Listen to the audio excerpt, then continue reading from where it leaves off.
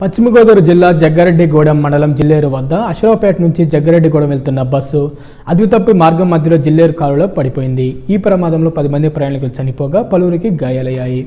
సహాయ చర్యలు చేపడుతున్న రెస్క్యూ టీం ఇంకా మృతుల సంఖ్య పెరిగే అవకాశం ఉందని తెలిపారు.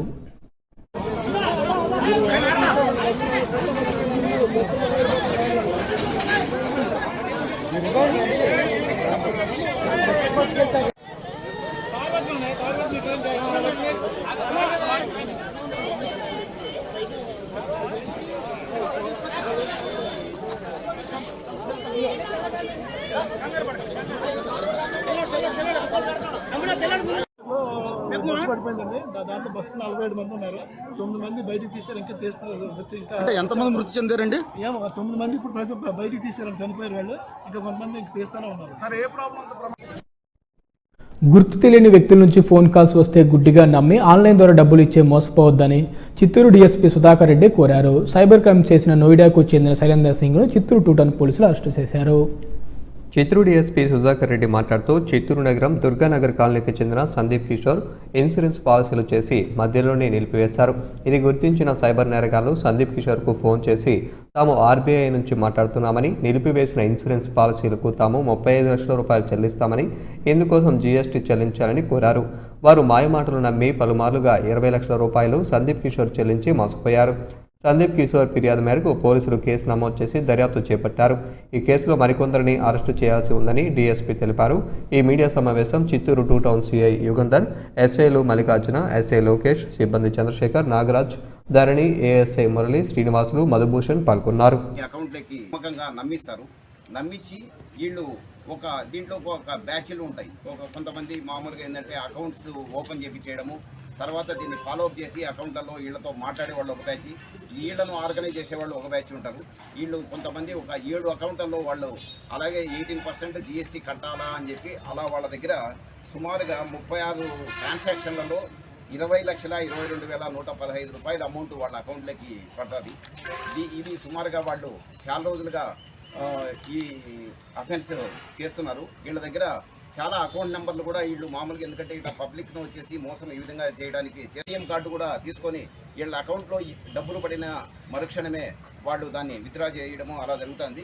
ఇది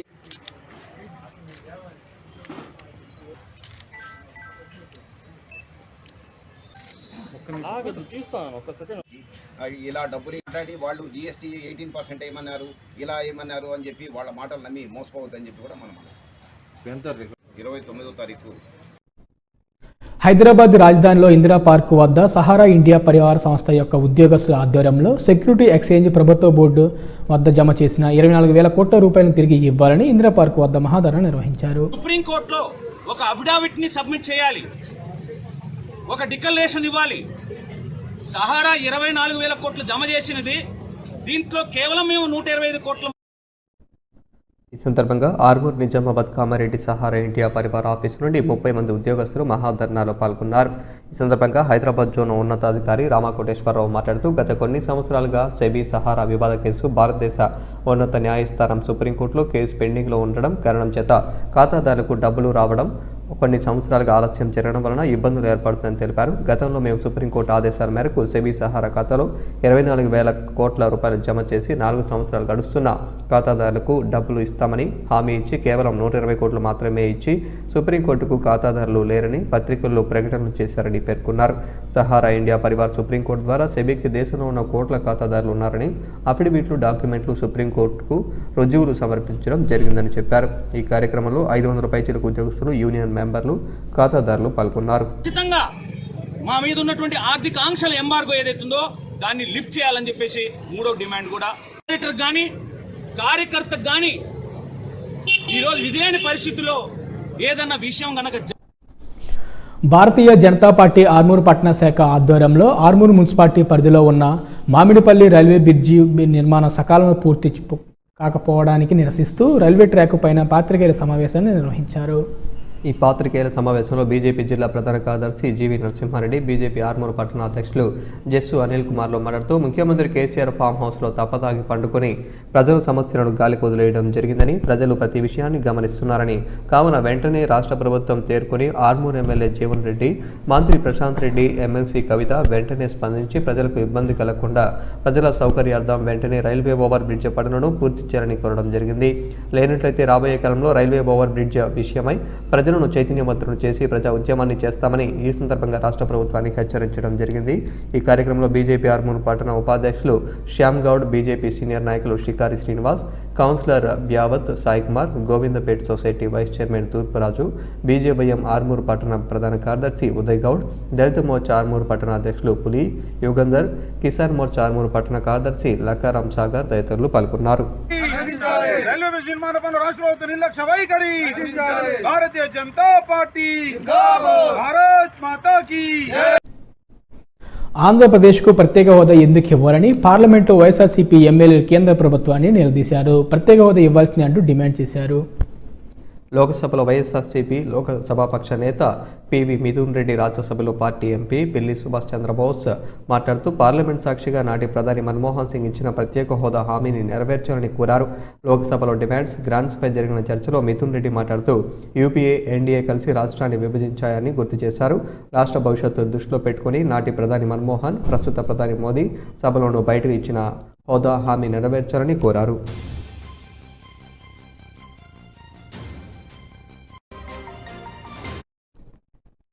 రాజధాని అమరావతి రైతుల మహాధర్మ పాదయాత్ర ముగిసిన సందర్భంగా వారికి మద్దతుగా హిందూపురంలోని తెలుగుదేశం పార్టీ శ్రేణులు సంఘీభావ ర్యాలీ నిర్వహించారు.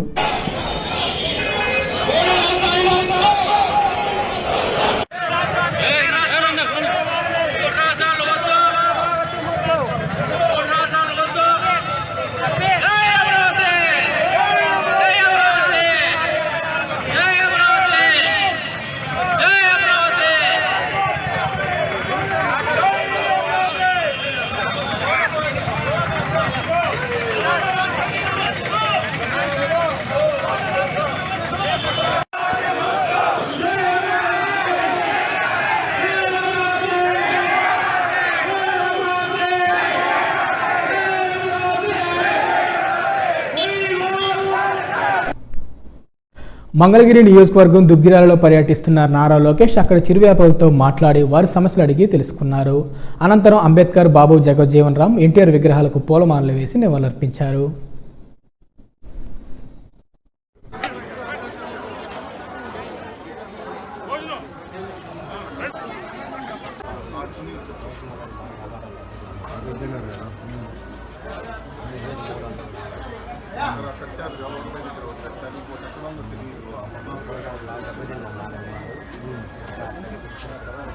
గ్యాస్ ధరలు బాగా పెరిగిపోయినాయి కదా,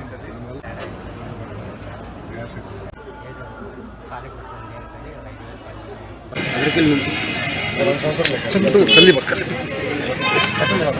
చాలా బాగుంది. నేను తినలేను, నేను తగ్గాలి, బరువు తగ్గాలంటే నువ్వు నాకు చూపిస్తే నమస్తే. బాగున్నారా?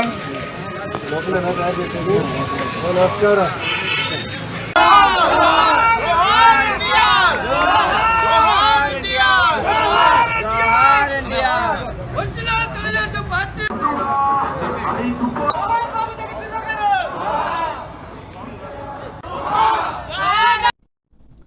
బాలమూరి వెంకట్ చేసిన పోరాటానికి ఎట్టకేలకు రాష్ట్ర ప్రభుత్వం దిగొచ్చింది. హుజురాబాద్ మండలం ఇంద్రనగర్కి చెందిన దళిత మహిళ రాజేశ్వరి కుటుంబానికి 7 లక్షల ఎక్స్గ్రేషియా, 3 లక్షల హాస్పిటల్ బిల్లు, డబుల్ బెడ్రూమ్ ఇల్లు, కుటుంబ సభ్యులు ఒకరికి అవుట్సోర్సింగ్ ఉద్యోగాన్ని కల్పించింది.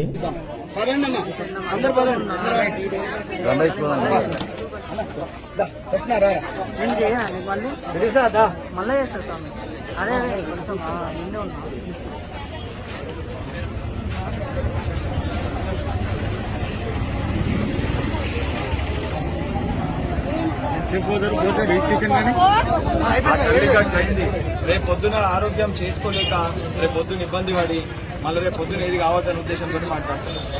ఎందుకంటే నా తల్లికి కూడా అనారోగ్యం అయితే ఫస్ట్ తల్లి ఆరోగ్యం గురించి చూసుకుంటాను. నేను అందరినీ తల్లి లేక అనుకునే ఉద్దేశంతో నేను చెప్పాను. రాత్రికి వెళ్ళి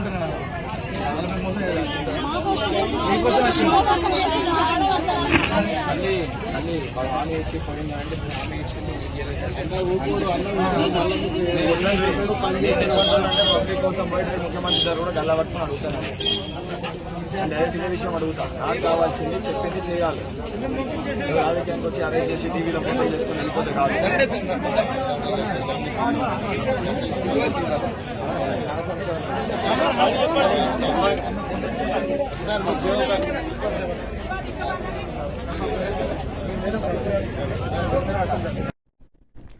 దేశంలో వెనుకబడిన కులాల జనాభా గణనకు జనాభా లెక్కల సేకరణ సరైన సాధన కాదని హోంశాఖ సహాయ మంత్రి నిత్యానంద రాయ్ స్పష్టం చేశారు.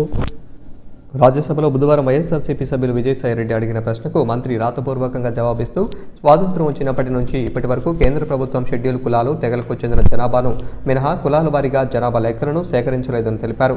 కేంద్ర ప్రభుత్వంలోని వివిధ మంత్రిత్వ శాఖలతో సంప్రదింపులు జరిపిన మీదట జనాభా లెక్కల సేకరణకు ప్రభుత్వం షెడ్యూల్ను రూపొందిస్తుందని మంత్రి తెలిపారు. బీసీ జనాభా లెక్క తేల్చేందుకు వీలుగా సెన్సెక్స్లో కులగణన జరిపించాలని కోరుతూ ఆంధ్రప్రదేశ్ ప్రభుత్వం అసెంబ్లీలో తీర్మానం ఆమోదించిన విషయం హోంమంత్రిత్వ శాఖకు తెలుసని చెప్పారు. దేశంలో జనాభా సంఖ్యను లేదా ఏదైనా సామాజిక వర్గానికి సంబంధించిన జనాభాను లెక్కించడం నేషనల్ శాంపిల్ సర్వే NSS ఉద్దేశం కాదని మంత్రి అన్నారు. వర్గీకరణ అవసరాల కోసమే NSS ఇంటింటా సర్వే చేపడుతుందని వెల్లడించారు.